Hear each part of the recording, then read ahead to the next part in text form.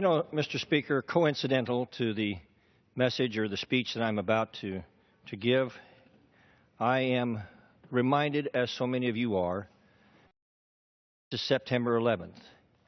And 14 years ago, terrorists, in an evil, devastating act against our country designed to destroy us as a people, attacked the very fabric of the nation and killed almost 3,000 innocent Americans.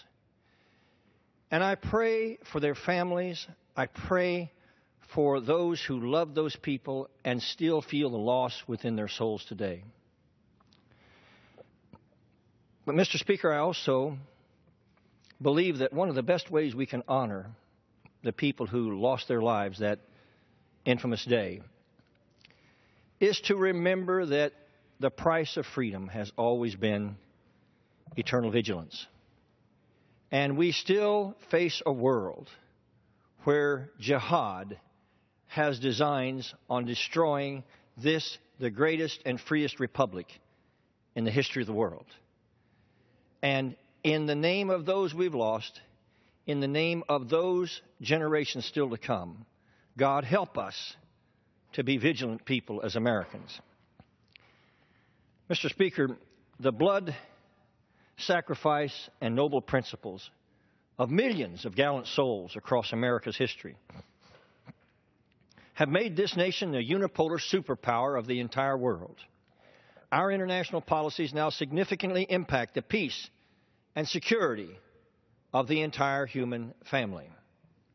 The very first responsibility of this nation's government, and especially its commander-in-chief, is to protect America's national security. The only two ways we have to do that, or to prevent any enemy or potential enemy from having the intent and capacity to do us harm, we must make sure that if there is an enemy with the intent to do us harm, that they do not have the capacity to proceed. The intent of the Islamic Republic of Iran has been crystal clear since they took and held 52 American hostages 444 days at the beginning of their radical revolution, those 36 years now ago. They have ever since been waging war on America and their own neighbors. But the only way the Iranian leaders can ever truly achieve their ultimate goal is to become a nuclear-armed nation. Consequently, they have proceeded inexorably in that direction, both secretly and openly and obviously for decades, until America and the Western world came together with resolutions, sanctions, and warnings of military intervention to halt and dismantle this unspeakably dangerous threat. This pressure finally brought Iran to the negotiating table. But now, instead of increasing and using that pressure, President Barack Obama has completely ignored the original commitment that the sanctions would only be dismantled when Iran's nuclear weapons program was dismantled. The president blindly accepted whatever deal Iran put on the table and completely forgot who was at the other end of that table. Mr. Obama then proceeded to capitulate on every red line and minimum requirement that both he and the United Nations had previously required. The president has now squandered away every form of leverage we had against this theocratic radical, which has broken every promise it has ever made to us. And what did we get in return, Mr. Speaker? We got an insane, rope-a-dope, duplicitous, unverifiable, astonishingly unenforceable deal. We got a deal that legitimizes and empowers the most prolific state sponsor of terrorism in the world. It obligates America to lift all sanctions, lift bans on Iran's weapons and imports of weapons and ballistic missile programs. It allows Iran a protected protocol to enrich uranium and research even more advanced centrifuges. It gives them tens of billions of dollars with which they can continue to spread their terror and destabilizing expansionism throughout the world. It allows them to continue their human rights abuses, including illegally holding American citizens hostage. And it allows them to keep their entire nuclear infrastructure.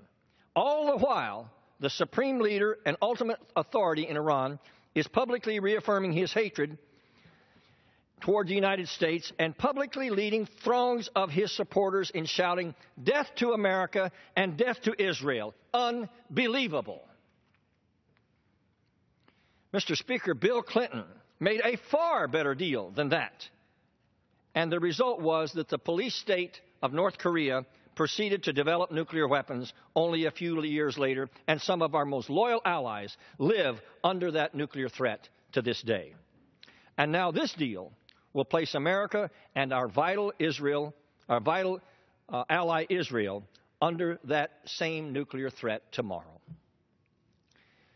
Mr. Speaker, the Iranian mullahs were intently listening when Barack Obama proclaimed before the United Nations. He said that no nation has the right to pick and choose what nations have nuclear weapons. But I remind him that Iran is a nation that has threatened to destroy America and destroy Israel. These same mullahs were watching as Barack Obama knowingly stood by and idly watched as thousands of innocent civilians in Iraq were either butchered, tortured, raped, beheaded, crucified, or burned alive by ISIS. They then knew they had nothing to fear from Barack Obama. So the jihadist leaders of Iran came to the nuclear negotiating table with nothing and walked away with everything. These are the same Iranian mullahs that openly bragged how their bounties and weapons have killed hundreds of Americans and American Marines and soldiers on the battlefield, shattering their families in an unbelievable way. What will these leaders do if they have nuclear weapons?